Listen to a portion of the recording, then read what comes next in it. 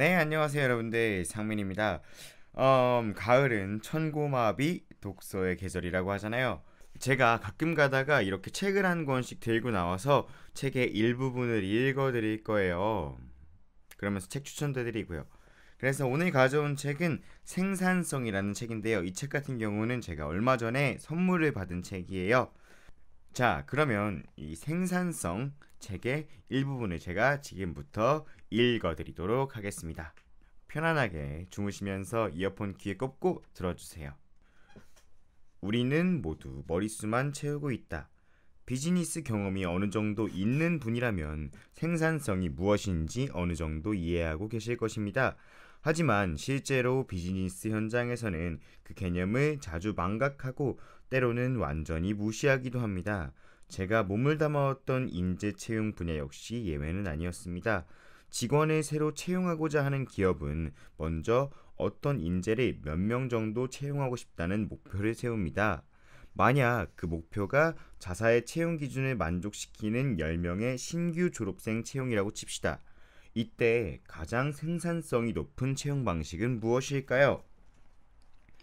채용하고자 하는 학생이 가장 많은 지원을 해주는 것, 채용할 만한 사람을 극히 단시간 안에 찾아내는 것, 합격자 전원이 입사를 해주는 것 등등 이상적인 채용 방식에 대한 다양한 이미지가 떠오를 것입니다. 물론 이 모두가 바람직한 상황이지만 생산성이라는 관점에서 보면 이 기업의 가장 생산성이 높은 상황은 최종적으로 입사할 10명만 입사 지원을 하는 것입니다. 현실적으로 그런 일이 벌어질 리가 없지만 이것은 우리가 지향해야 할 방향이라는 사실은 알고 있어야 합니다. 이상한 질문처럼 들릴지도 모르지만 10명의 대졸 신입 채용이 목표인 기업에서 몇 명이 지원하면 가장 이상적인 상황이라고 할 수 있을까요? 100명일까요? 1000명일까요? 아니면 10,000명일까요? 사실 채용에는 막대한 경비와 시간이 듭니다. 특히 면접이나 인재 확보를 위해 투입되는 우수사원은 엄청난 시간적 부담감을 갖게 되고 신입사원 채용 시즌에는 본업을 뒤로 미루고서라도 면접이나 인턴십 등 인재 채용 관련 이벤트를 위해 이리저리 뛰어다녀야 합니다. 자사의 채용 기준을 만족시키는 동시에 확실하게 입사해줄 딱 10명만 지원해준다면 굳이 많은 사람들의 지원을 받을 필요가 있겠습니까? 양에 집착하는 발상이 생산성을 낮춘다.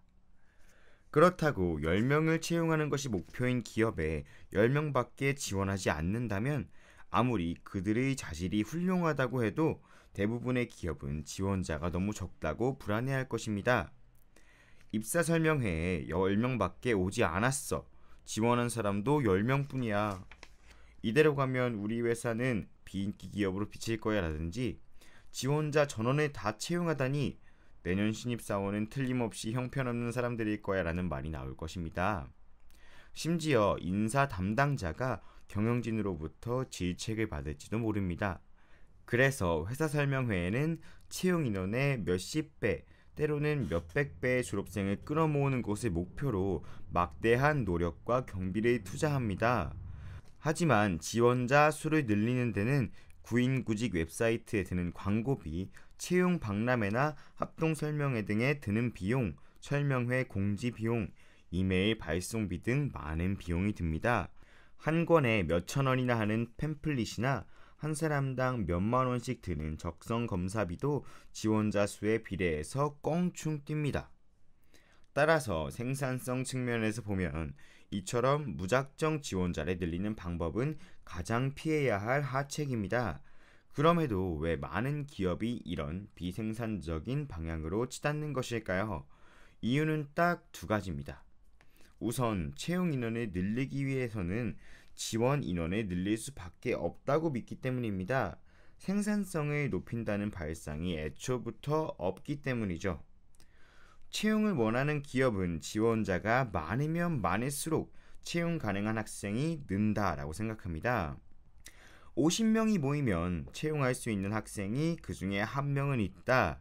그래서 10명을 뽑고 싶다면 500명을 모아야 한다는 식의 발상입니다. 이는 어떤 일을 완성하는데 50시간이 필요하다. 따라서 그 10배의 일을 완성하려면 500시간의 노동이 필요하다는 식의 생각과 같은 것이죠. 출력하는 양을 늘리려면 그만큼 입력하는 양도 늘려야 한다는 것은 생산성과는 정반대의 사고방식이라고 할 수 있습니다. 이러한 생각은 채용 전문 사이트의 영업 멘트로는 적합할지 모르지만 채용 기업이 이를 그대로 받아들이는 것은 명백히 그릇된 것입니다. 생산성 증대라는 관점에서 보면 50명당 1명보다 50명에 채용할 만한 학생 2명이 있게끔 하는 방법을 생각하는 것이 가장 바람직합니다. 그럼 다음에는 50명에 3명, 그리고 4명, 이런 식으로 일정 규모의 지원자 그룹에 포함된 채용할 만한 인재의 수를 늘려감으로써 궁극적으로는 10명 응모의 10명 채용으로 이어지도록 해야 합니다. 실제로 여기에 투입하는 노력과 예산 그리고 지혜의 양은 응모자 수를 배로 늘리기 위해 투입하는 것보다 압도적으로 적습니다. 전적으로 양에 의존해 지원자가 많으면 많을수록 우수한 학생이 늘 것이라는 식의 발상은 대부분 채용의 생산성을 악화시킬 수 있습니다. 가진 방법을 다 동원해 무리하게 지원자를 모을 경우 어느 시점이 지나면 지원자의 질도 입사 의욕도 급속히 떨어지게 됩니다. 나아가 지원자가 늘면 채용 과정에 시간이 걸리기 때문에 최종 결정까지 드는 시간도 그만큼 길어집니다. 그러는 동안 타사에서 유능한 지원자를 먼저 낚아챌 가능성도 많아 결국 채용의 생산성은 더 떨어지고 맙니다. 뻔한 말 하나마나한 메시지를 버리다. 생산성을 높이는 훌륭한 인재 채용의 본보기가 되는 기업이 있습니다. 바로 몇 년 전 열악한 노동 환경이 문제시되었던 패스트리테이링입니다. 과거에 노동 환경의 가혹함이나 높은 조기 퇴직률로 블랙컴퍼니라는 불명예를 얻고 인재 채용뿐만 아니라 사업활동 자체에도 막대한 위기를 맞이했었습니다.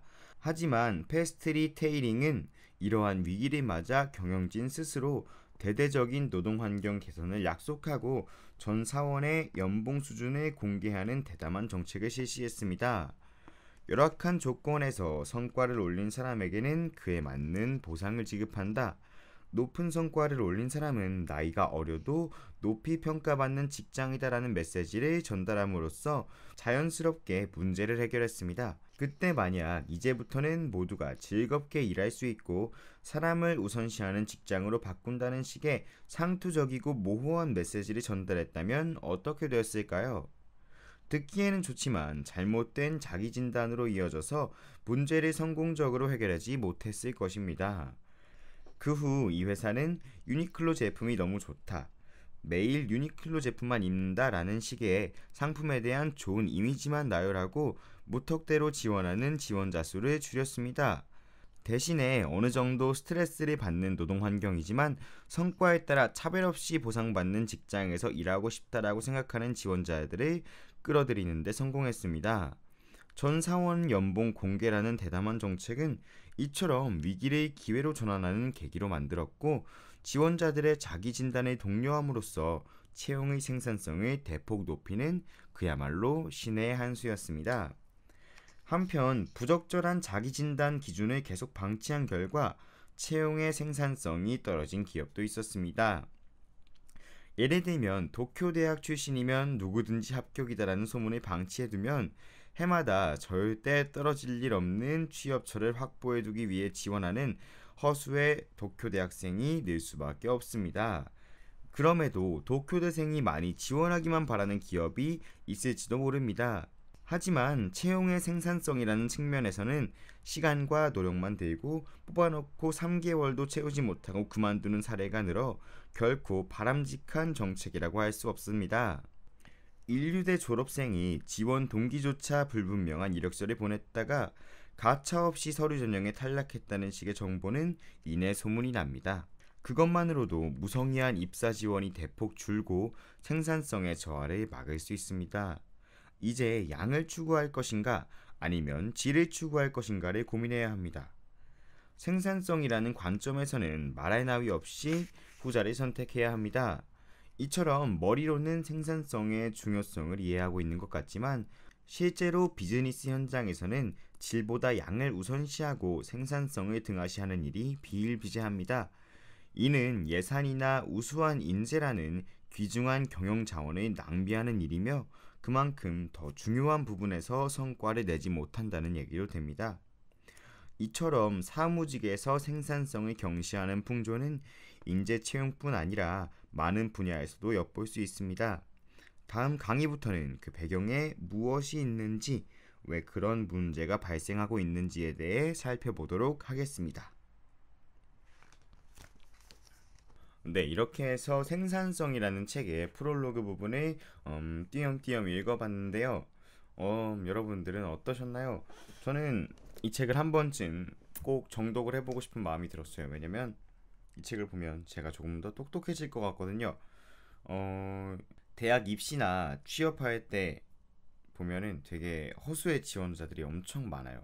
이 책은 제가 봤을 때 그런 지원자들한테 해주는 얘기는 아닌 것 같고, 그런 채용을 원하는 사람들에게 전해주고 싶은 말들을 담아놓은 것 같아요. 그래서 저도 언젠가 저의 조금 더 큰 꿈과 그림을 위해서 홀로 서기를, 물론 지금도 홀로 서고 있지만 사업을 하게 될지도 모르잖아요. 그럴 때 정말 필요한 책이 될 것만 같아서 정독을 꼭 한번 해보려고 해요. 혹시나 관심 있으신 분들은 또 검색하셔서 구매하셔서 읽으셔도 좋을 것 같고요. 저는 정말 이 책 꼭 정독해서 머릿속에 담아둘 거예요. 네, 그러면 제가 읽어드린 이 책이 조금이나마 여러분들의 삶에 도움이 됐길 바라면서 저는 이만 마치도록 하겠습니다. 그러면 모두 행복한 밤, 좋은 밤, 편안한 밤 되시고 좋은 꿈 꾸세요. 잘 자요. 안녕.